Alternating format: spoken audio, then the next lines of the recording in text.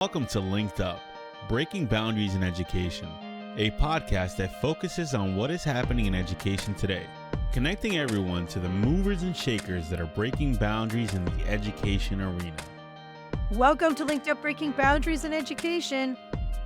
Jerry, you are an extremely creative person, and some people are more creative than others, but it's so important to make sure that creativity is part of our education. And we've been talking about the 4 C's for decades now. Creativity is one of them.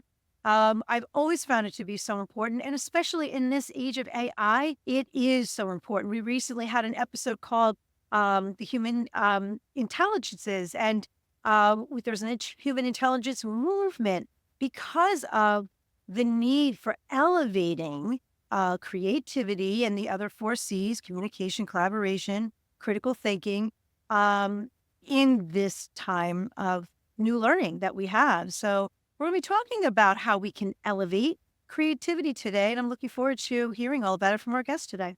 Well, Jamie, before I introduce our guest, I just want to say that it was kind of creative the way that we met. Oh, yeah. My husband and I were having dinner in Annapolis, Maryland, and we met Melissa. I don't even know how we got on the topic, but we just started talking about education. And she started talking about creativity. And, I think we could have closed down the restaurant and stayed all night long talking. We were having such a great conversation. And I said, we really need to have you on the podcast. And I just love that that's the way we met because it's so unconventional. It's so you, Jerry. It's so you. Yeah. We meet most of our guests over drinks. So, yeah. That's where we meet most of them. Yes. So I want to welcome Melissa Schmitz to the podcast and say that it's so delightful to see you again and to have you here with us. Well, thank you, Jerry. It is a pleasure to see you again. And yes, I would love to talk about WISE HD. WISE HD is a workplace for innovative, sustainable education and human development. And right now, that focus for WISE HD is all about creativity education, and how we may innovate our educational systems, encompass everything that we're learning about the human brain, human creativity, and how we can grow and learn based on that body of research. Creativity is one of my favorite topics of all time.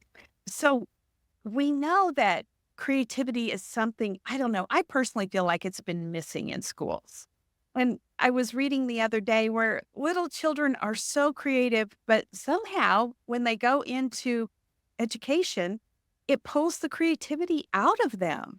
So is your work making sure we don't pull that out and pushing it back in?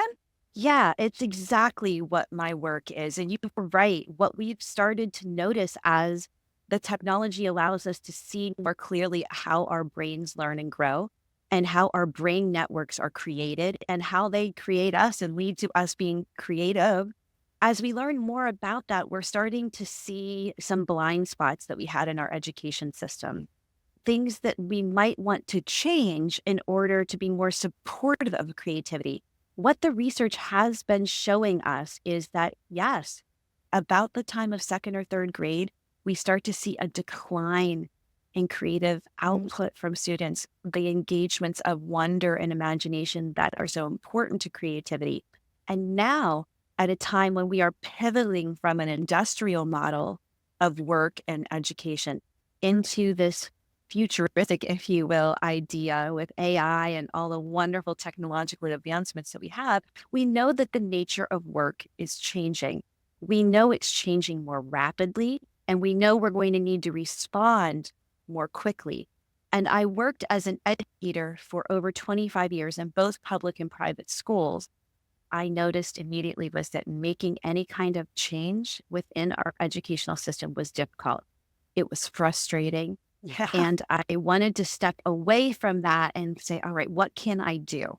And that led me to do some advanced studies. And the biggest surprise to me was when I was working on my doctoral research is that I was unaware of the science of creativity and creativity education and all of the things that we have found out about human creativity.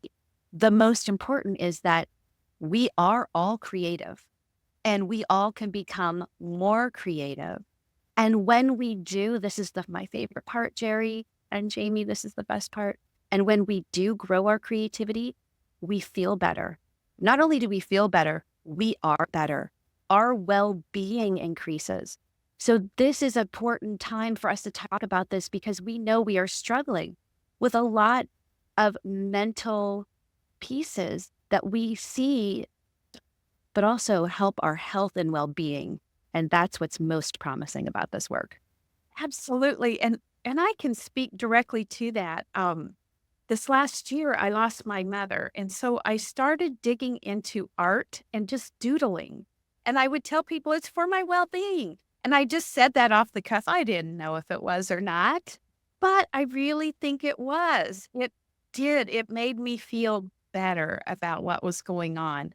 But I want to back up just a minute and ask you, why is creativity important? I mean, we have gone away from it for so many years, you know. Why is it important to bring it back, and why now? Sure. That's an important question to answer. And I'm going to step back in time to explain why now and what it means for us.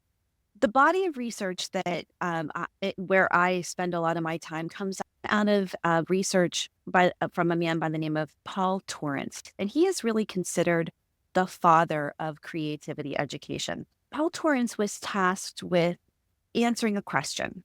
Some of art are able to withstand the traumas of war. And in particular, whenever they get into a situation where they're shot down or they become a prisoner, why are some able to move through that and others are not?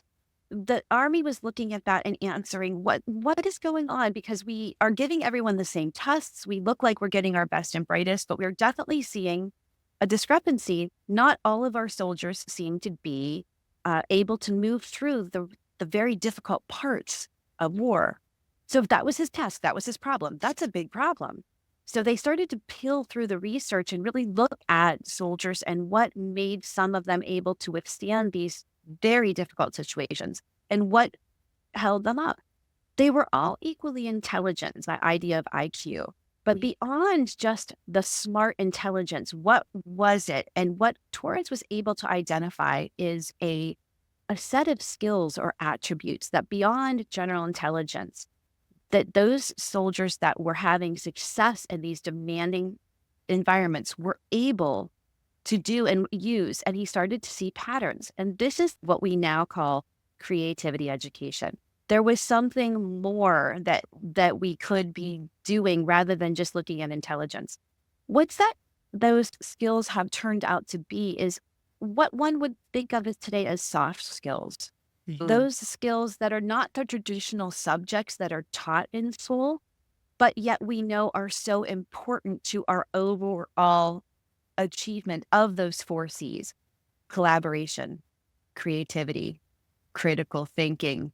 Those C's are a different set of skills. So out of that research came this idea of, what if we started to purposely educate for these skills? Would it make a difference? Could we identify this thing that we call creative problem solving or creativity? And it turns out that the next 70 years of research have said yes. And the information that we're getting now is showing us exactly how that happens and how we can boost these skills, what these skills are, how we can train for them, how we can assess them, how we can measure them, and overall how we can boost creativity, leading to innovation, and most importantly, well-being. That is great. So what you're saying is it's kind of like a muscle. We can develop it.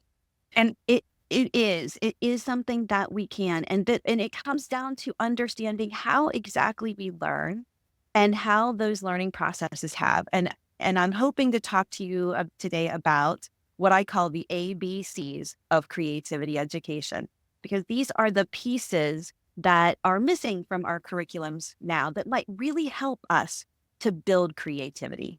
Okay, and sounds like we have a good foundation in place. It sounds kind of simple. So I'm really curious now.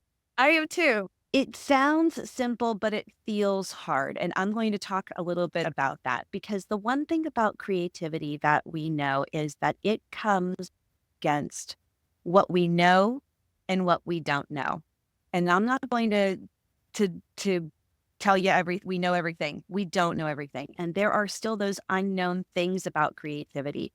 And there are a lot of things that we know about creativity. So let's start with what we know about creativity.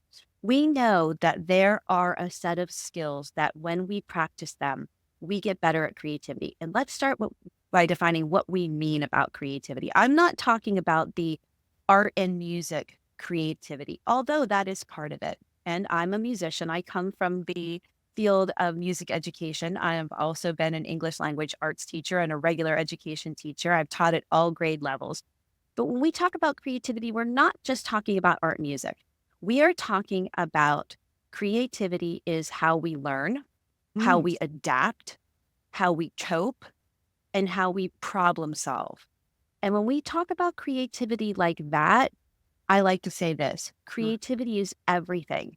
It is, we talk about it being one of the 4 C's, but creativity encompasses communication and collaboration and critical thinking. They're all under that umbrella. So in many ways, creativity is the 21st century skill. And how specifically we grow that, well, that's the work that I do with WISE HD. What might new curriculums and what might new guides for workplaces and organizations look like that embrace creativity? I believe that in addition to the skills of creativity, there are 2 other pieces that my research has showed that are helpful to this. That is A, awareness, and B, brain science. Then, of course, C, the creative skills. Those 3 things come together to give us a complete framework for creativity education. So what do I mean by awareness? Awareness is becoming aware of how our brains learn, how they create the brain networks that are our learning. And then what happens is as we become more creative, awareness also talks about those pieces of attention and how we can grow and become more aware of our attention and how it relates to our learning. The brain, the B. Brain is all about conceptualizing. Thanks to neuroscience, we understand so much more about our brains. Our brains can change and do change. They change every minute of every day. In other words, we are constantly learning. Sometimes we're learning things that are new. We're connecting new brain networks. Sometimes we're reinforcing learning that we already know. We're growing brain networks stronger. But every second of every day, we are learning, we are changing, we are growing. So if we are aware of how our learning and our attention works and how we can grow our learning and control our learning, well, then we ought to be able to apply that for creativity. And that's where the 8 skills that I talk about for creativity come in. And they are generate, originate, communicate, motivate, open, risk, play, and think. Now, the one you might associate with regular education or traditional education is that thinking piece. But the other 7 aren't really part of our regular idea of education. And that is the work that I do. The other 7, sure, we know thinking is involved in creative problem solving, in collaborating and communicating. But what about the other pieces? Those are the new ideas. So the ABCs, the awareness, the brain conceptualization, and the actual 8 creative skills. That comes together to form creativity. It sounds like there's metacognition is a really important component of this. It's really all about the A and the B of this foundational approach. Yes. And being aware of that. And so that's where I'd imagine teachers, education can really play an important role in debunking this whole thing that, some people are creative, some people aren't, but instead making it part of the learning process and making students aware of that. And you also mentioned, I love the way you frame that. We know the 4 C's, but what you're saying is that creativity is really the umbrella. And then the critical thinking, the collaboration, and the communication fall under that. That makes so much sense to me. And I think it's a different way of thinking about it. Instead of just like one of the four, it really is the leader. And it makes sense because we need to be able to collaborate, to problem solve, to generate, come up with that growing in creativity. We need to communicate because if we're not communicating what we're thinking, then you're not able to move forward in these, in these creative approaches. And of course, think critically to pull it all together. So yeah, that makes total sense. You cannot have creativity without those three.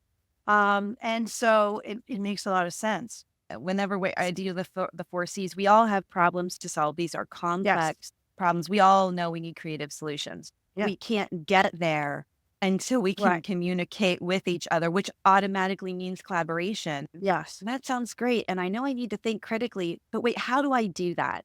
And that's what the ABCs of creativity education is all about. It's the how, it's the processes that actually allow us to reach that innovation, be it just the creative innovation of our own learning or the big creative innovation of how are we going to fix school, or how are we going to fix this government program, or how are we going to fix whatever problems that we have. And we know global warming, how are we going to fix any of these things?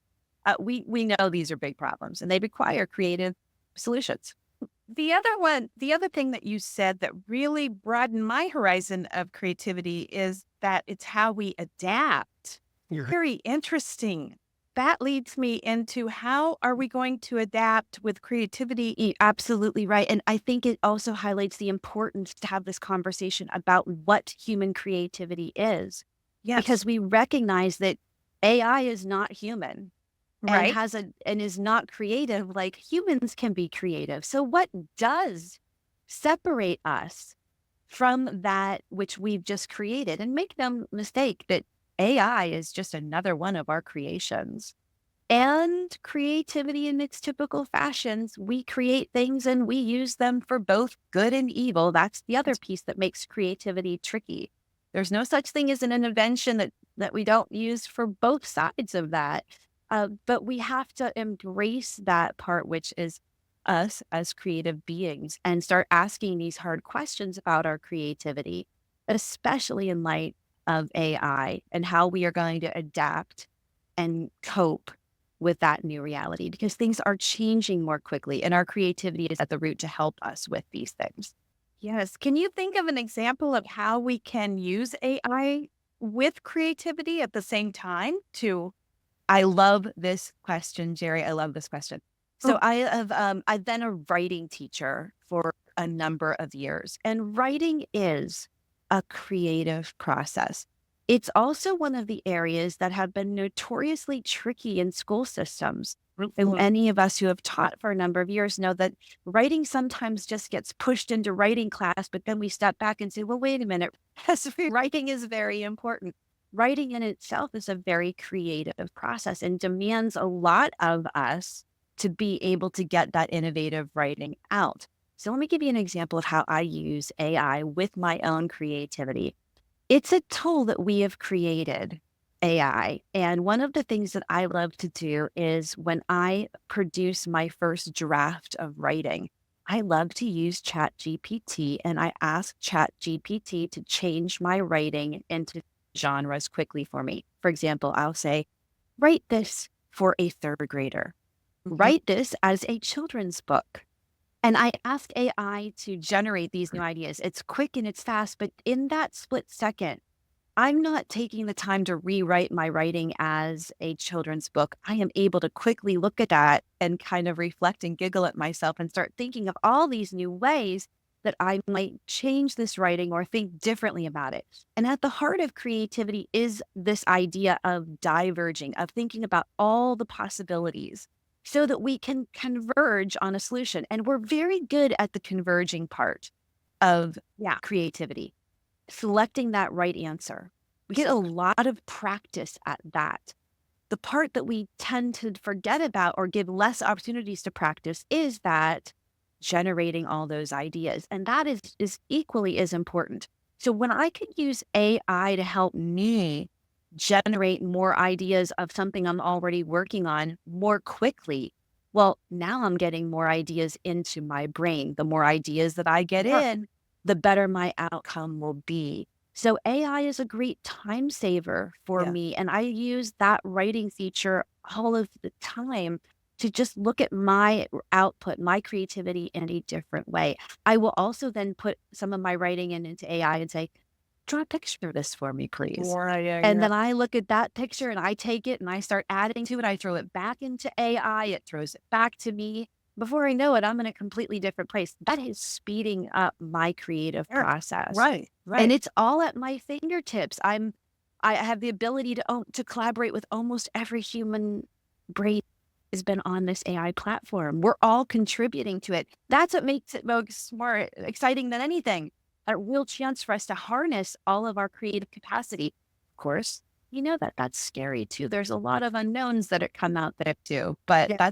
that is part of it. There are some risks and some challenges, but I mean, what you're able to push your innovation even further and in a more speedy process as well.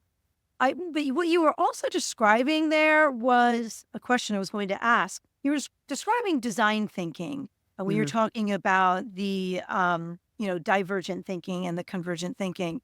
How does design thinking um, play a role in Mhm. creativity? Obviously, it's essential, but when we talk about it in terms of education and teaching students and trying to elevate creativity in the classroom, where do you see it? Where do you see design thinking? How can teachers easily implement it as part of elevating creativity? The idea of design thinking is that pulling out that creativity research, and we talk about divergent and convergent.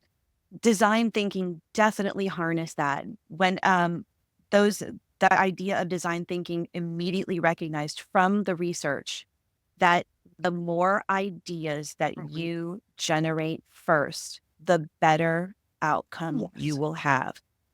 Very important to any business that had to generate a new product, or new and innovative products, which that's the line, that's the requirement of many businesses to come up with that next innovative idea.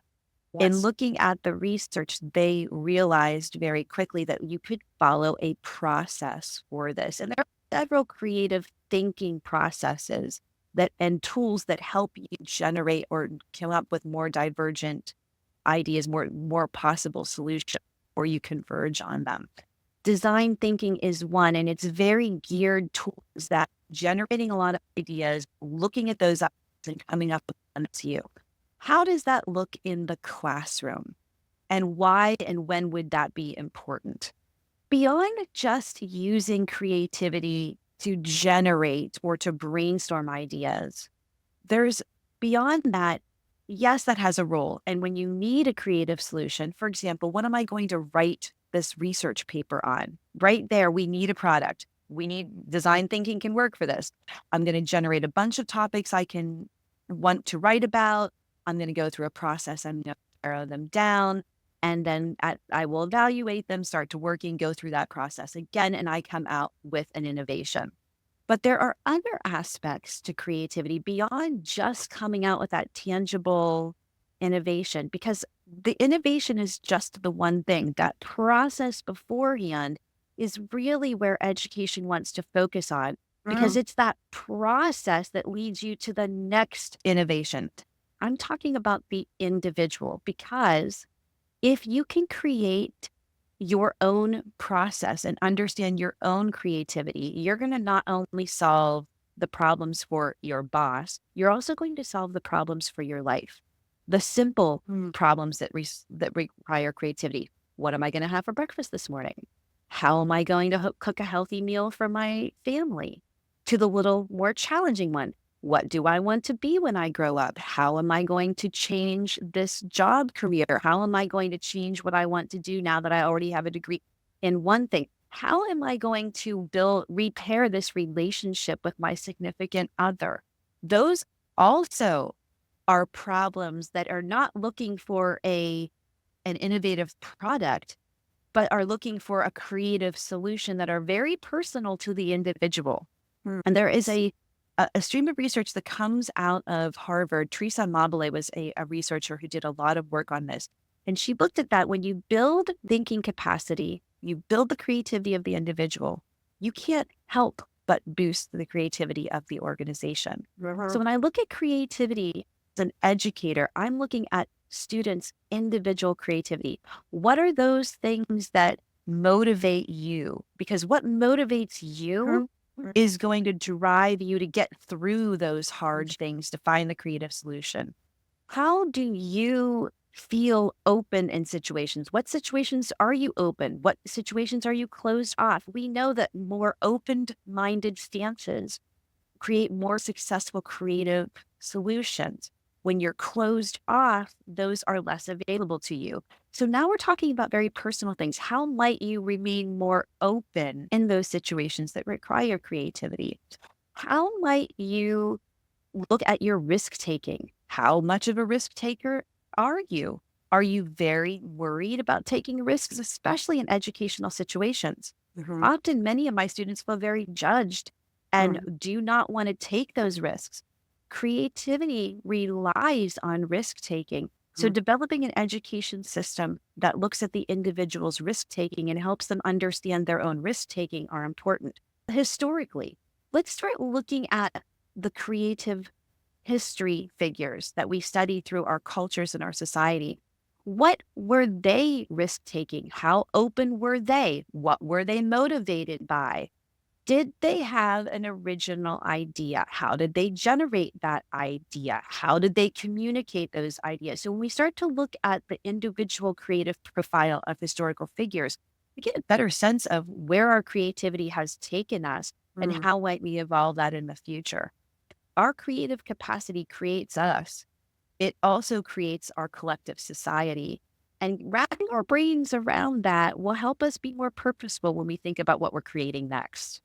It sounds like it's so important to create a culture of creativity because Yeah. otherwise, teachers, administrators, students, you're going to have more of that closed off situation because there is often, unfortunately, as students get older, like you said, third, fourth grade, that fear of risk taking starts taking over. When they're younger, there is no fear, and we want to harness that and keep that culture of creativity from the primary grades and build that up. Because what you were just describing is what you mentioned earlier. The soft skills. These are skills. These are like skills.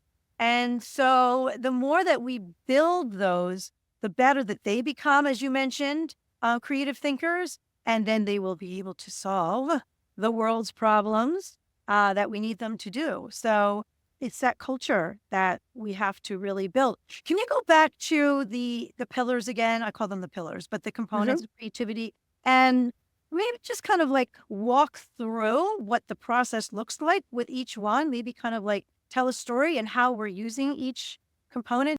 Absolutely. It would be my pleasure. This is directly from my research. How my job is to, and I work, I'm part of an international organization called the Global Creativity Initiative, working with some of the leading scholars around the globe from the leading universities to try to figure out how might we educate for creativity.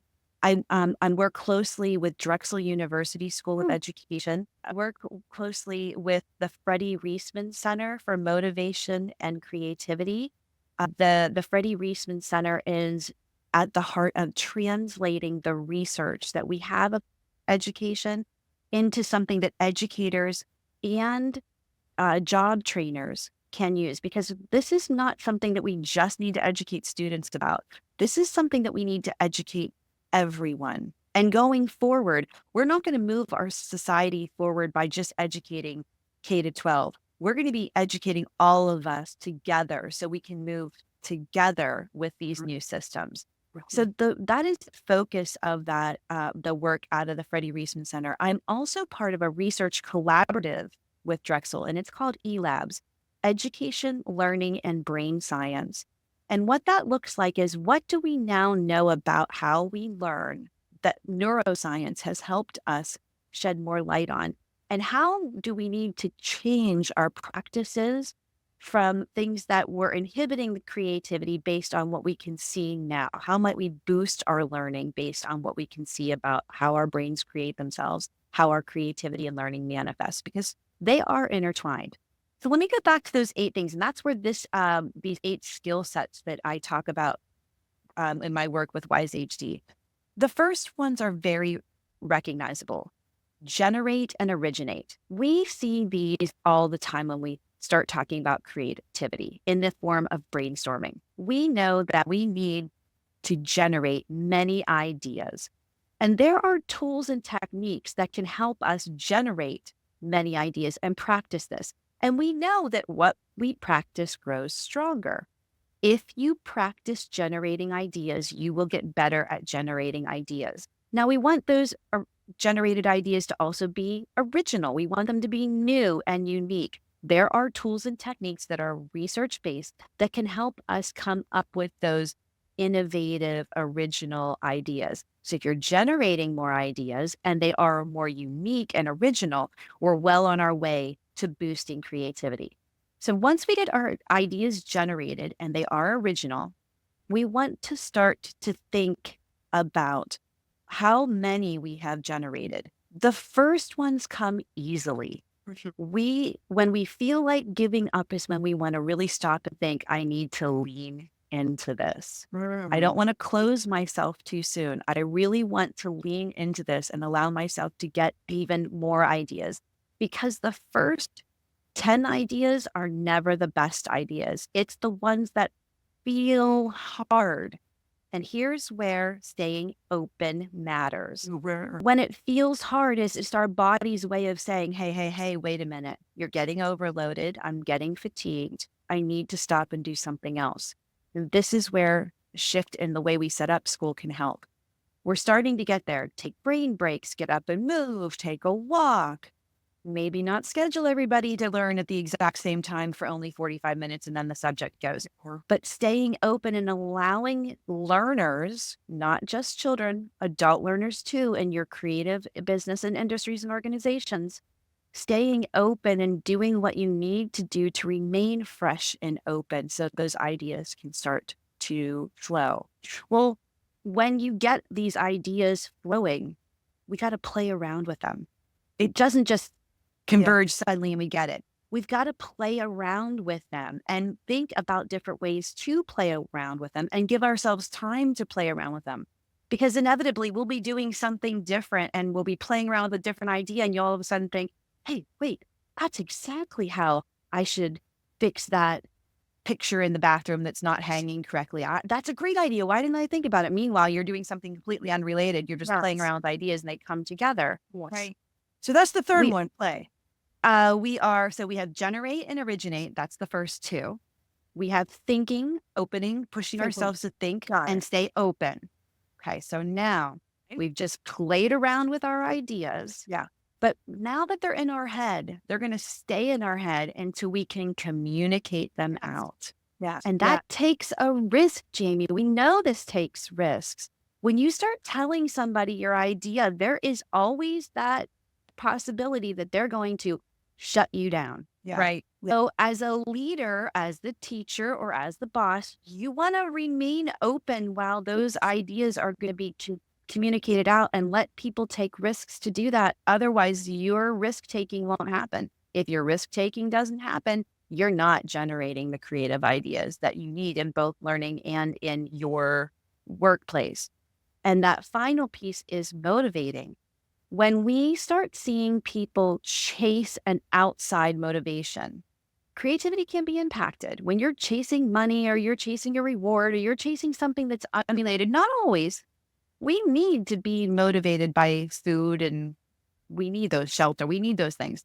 But an over-reliance on outside motivations can really impact us, especially when we forget what's driving the individual. So thinking about what's motivating, this is why in schools we talk so much about giving children choice in what they learn, because when they learn through their own intrinsic motivations, we know they learn better. The same is true of an adult. It motivates them to get the job done. It's going to become more easily. Yeah. So those are the 8. It makes so much sense. It really does. I mean, I can see that. I'm a firm believer of people being able to process their ideas individually first, because everyone thinks and processes and generates ideas at different paces, but also bringing that collaboration component in. Um, is there a trick to when that should happen? Or is it good to do like just after you start diverging and then bring someone else in and diverge again and maybe bring someone else in, diverge more, and then start converging later? Well, how does that work, do you think? Creativity always benefits the constant diverging and converging, diverging and converging. One of the creative problem solving techniques that we really like at Wise HD is what's called the creative problem solving model. And this comes out of Buffalo State, SUNY Buffalo, the research and the Imagination Center there. There has been a great emphasis on this creative problem solving method. And it starts with clarifying the problem, developing ideas, generating ideas, developing a plan, and then implementing that plan. So it's a 4-step process. But at each step, being very strategic at using a variety of divergent tools, because before we can figure out what we're doing, we got to be solving the right problem. We got to clarify that. Once we've got the problem that we're solving, we are going to clarify it, then we can move into generating those ideas. Then we start weeding through those ideas until we finally converge on one we're going to focus on. We develop that idea. And again, we start opening it up and closing it down again. Till finally we implement. Even our implementation plan, we're still going to open it up one more time before we close it back down. That gets us the most success. To answer your question, though, there's a body of research that's coming out of psychometrics, and they feel like personality tests, but they have been rigorously studied and they're shown to be valid and reliable. The way our brains learn, we like to learn in patterns. We practice those patterns. Those networks create thicker understanding in our brains. Energy starts flowing. We learn that those networks happen. They grow. Those also create blind spots. When you get on a way of thinking and you've learned that, we all know this, try to stop and change and do it another way. Oh, it feels so hard. We all have, the research has demonstrated this, that we all have preferences to the way we think through a creative problem and where we spend our energy. Some of us are really great at generating the ideas. Some of us are great at implementing it. And we can tend to get frustrated with people who don't think like us. Right. What research has shown again and again is different preferences for solving critical creative problems. These different processes, we need them all, and they're all important. And leaning on one too much won't yield the best results. So now there's this give and take of realizing, well, what are my preferences when I'm solving something? And, I tend to be someone, and I've looked at myself, I'll speak for myself here. I'm an ideator. Like, I can generate ideas like crazy. I love to generate ideas. Well, of course I do. My brain flows from that. I feel good when I'm doing that. There's no resistance. I could stay there forever. I can also drive everybody around me crazy when I'm generating ideas, especially my friends who are developing the one idea we decided on. They start developing an idea and I'm still out there suggesting more and more ideas. Am I wrong? No. Are they wrong? No. Am I right? No. Are they right? No. It's part of the process. And that very thing that we just talked about, educating for creativity, makes us all aware as human beings. How do we solve problems? What are our preferences? And the one thing that I've known, even in my relationship with my husband, I know his thinking preferences, I thinking preferences. When I start to feel a little bit of irritation, I'm like, oh, this is just a difference in thinking preference. That's all that's going on here. I can de-escalate that. So I've calmed myself down. We're not fighting. We're creating now. And that's the power of understanding our creativity. Right. Our emotions are important. Those negative emotions are important. It's just what we do when we feel them, create with that. Now that we have had that feeling, how are we going to choose to use our creativity to respond to it? Our negative emotions are important. They tell us a lot of stuff. They can also derail us. Yes. Wow, you have really expanded my thoughts on what creativity is and how important it is. I hadn't thought of it in all of these layers that you have put out here. I really appreciate the conversation. This has been great. Thank you very much. It's one of those. I've said, I've been a teacher for over 25, 26 years, and I know what I'm motivated by. I am motivated by that aha moment. What we call the aha moment, and you know it. We see it in our students when they suddenly they light up like, wait, get it. Zone of proximal development. Yes. Yes. Yeah. When they get, thank you, by God, see, when they get that, that is such a rewarding. Yeah. That is what creativity is. It's that moment. And if I can help individuals and organizations get to that collective moment more often, you can see why this boosts well-being. When you are strategic about creativity education, when the tools and techniques to elevate the creative process are felt or realized, you want to do more of it because we are wired to create. And when we can tap into that, well, things start moving along more quickly. But it feels different than, moving from point A to point B. You're talking about play and risk and staying open and what motivates you. Those are things that are not typically thought of as part of education or work. But we're finding out they're foundational to being creative and innovative at work and during learning. Yes. Excellent. I love it. It's so important right now. So elevating this is a really, really essential thing. So we thank you so much for giving us all of your insights and sharing your research and putting us on a path to creativity. Absolutely. I hope you'll have me come back and talk about this again because we could go on forever about our creativity. And we should. Well, this has been a great conversation. Thank you both. Thank you for listening. And if you would like to stay linked up, be sure to follow us on Apple and Spotify and subscribe to us on YouTube.